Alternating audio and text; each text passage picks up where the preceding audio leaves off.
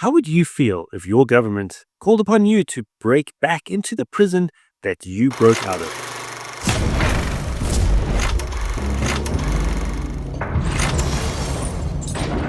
His name is John Mason, British national, incarcerated on Alcatraz in 1962, escaped in 63. There's no identity in the United States or Great Britain. He does not exist. Hello and welcome everybody, my name is Comley-White and you're with me at Rocking at the Movies. And before we continue with today's video, I would actually like to encourage you to like and subscribe to this video itself. I really hope that you're enjoying this, and the way for other people to enjoy it as well is to hit the thumbs up. The more thumbs ups we get on these videos, the algorithm of YouTube is going to spread this far and wide. So I'd like your help to help this video and all the other videos that we've got to go viral if we can. All right, today's movie that we're touching on, as you've seen in the poster and as you've seen in the little intro, is The Rock.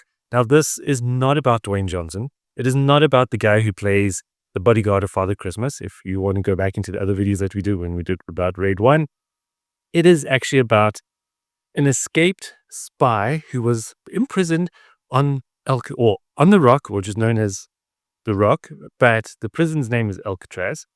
And he was imprisoned without a trial, without anything that was a fair imprisonment, whatever, from the government, because he was an international spy who stole a whole bunch of secret documents and videos and photos and everything that they could, how can I say, let all the secrets that America has been trying to keep quiet out into the open. Obviously, they don't want to do that. So they imprisoned this guy in solitary confinement, and in such a devastating kind of prison, it's an island that has been made into a prison in America, and it's Alcatraz. And the way to get out of this prison must have been so difficult because of all the measures of security that they got. The barbed wire, the guards, I'm sure they had dogs walking around, or with their how can I say, their guard owners, and the spotlights and whatever other kind of measures of security that we don't even know about. But because it's on an island in the middle of the ocean, freezing cold water to get through, and also shark-infested water. Now, John Mason, who is played by Sean Connery, is one of the only supposed people who has escaped from this prison. And he has then been captured again and put into other prisons, and he's named as an international threat. But he's old now. He's like 60 years old in this movie. And they rope him in to getting another individual who's part of the FBI, who's part of the biological kind of division of the FBI, to break back into the prison because he needs to help Stanley Goodspeed get these weapons that have been stolen by a colonel who had a little bit of an issue, if we can say a little bit of an issue, a major issue with the way that the military was dealing with off-the-books operations.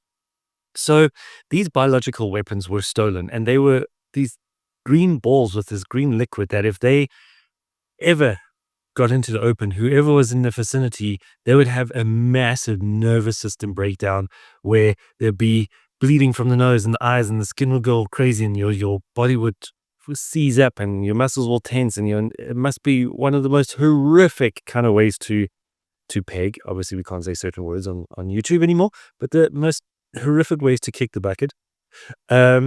But it is quite an intense movie. It's a fantastic movie, action-packed the whole way through. And it's all about Stanley Goodspeed, who's the FBI agent, and John Mason, who are breaking back into Alcatraz. The same way that he got out, he's trying to get straight back in. And obviously he has to remember all the timing codes of the way that the furnaces were working and a whole bunch of things. Now, keep in mind that this prison is old. It's had multiple rebuilds and fixes when it comes to the sewer systems or the tunneling systems that are down there. And he had to remember all the timing of all the different access points and the way that the furnace worked and the way that the fans worked, whatever else he needed to get through so he wouldn't be killed during his escape and being burned through the furnace outlets or whatever they might be. But it's incredible. Car chases, helicopter scenes, fighter jets, absolutely intense movie. Now, popcorn meter with this one, not going to lie to you, I find it an epic movie. It's one of Joe Bruckheimer's epic action movies. And I'm going to give this one a 9 out of 10 because you sit down and you just go through the whole movie from the beginning where Stanley Goodspeed almost dies in a chamber where he is disarming a bomb that has a gas-filled substance that is going to kill them, and it eats through their suits, their hazmat suits. So from that moment, the way the movie opens is intense, absolutely intense. And obviously, Nicolas Cage is a fantastic actor in this.